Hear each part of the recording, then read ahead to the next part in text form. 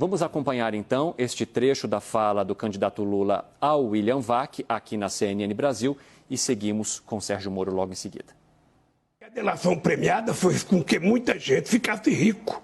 Ora, o que eu posso te dizer é o seguinte, sabe, o processo de investigação poderia ter sido mais sério se o juiz não fosse o pilantra que foi, se não transformasse a Lava Jato numa questão política, para me proibir de ser candidato a presidente da República, para tentar me condenar. Ou seja, o tempo inteiro, eu tive 358, ou seja, pessoas que prestaram depoimento, eu tive 26 processos, foram todos, eu fui absolvido em todos, fui absolvido pela Suprema Corte, fui absolvido na ONU, na primeira e na segunda instância, ou seja, eu sou um cidadão livre, embora pelo fato das pessoas terem passado 5 anos acreditando na mentira, as pessoas não querem reconhecer.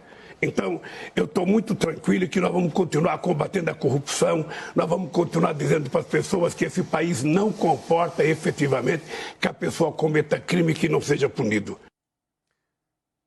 Ministro, o candidato Lula, do PT, menciona mais de uma vez que esta operação foi uma mentira, numa tentativa de tirá-lo do páreo das eleições. Eu gostaria que o senhor primeiro comentasse a sua visão sobre o que foi dito, então, pelo candidato Lula ao William Vac. Boa noite.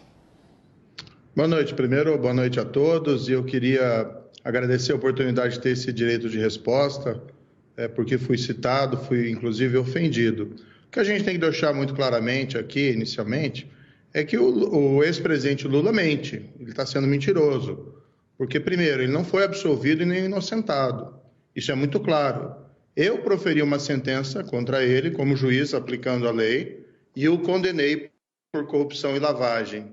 Outra mentira dele, ele coloca como se tivesse sido eu apenas que tenha praticado esse ato. Mas a minha sentença foi confirmada pelo tribunal em Porto Alegre, por outros 3 magistrados profissionais que confirmaram a condenação dele por corrupção e lavagem de dinheiro. Depois, essa decisão foi confirmada de novo em Brasília pelo STJ por outros 5 magistrados.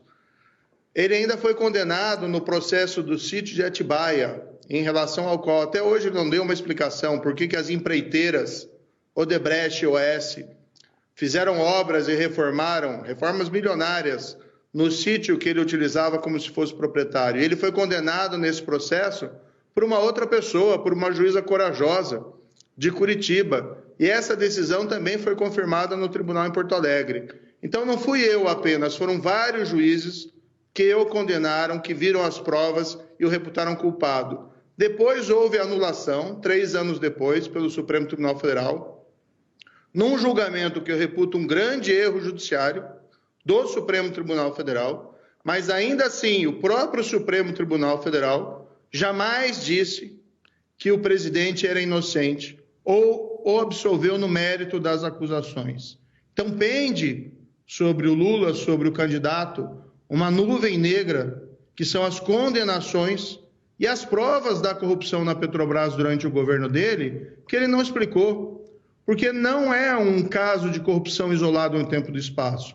O que foi revelado pela Lava Jato, e todo mundo bem sabe, é a corrupção vinculada a um projeto de poder, assim como foi no caso do Mensalão. Algo muito diferente desse quadro, em que o presidente mente, no sentido de que ele pretende combater a corrupção ou pretendeu combater a corrupção no passado. Quem pretende fazer isso não instaura uma perseguição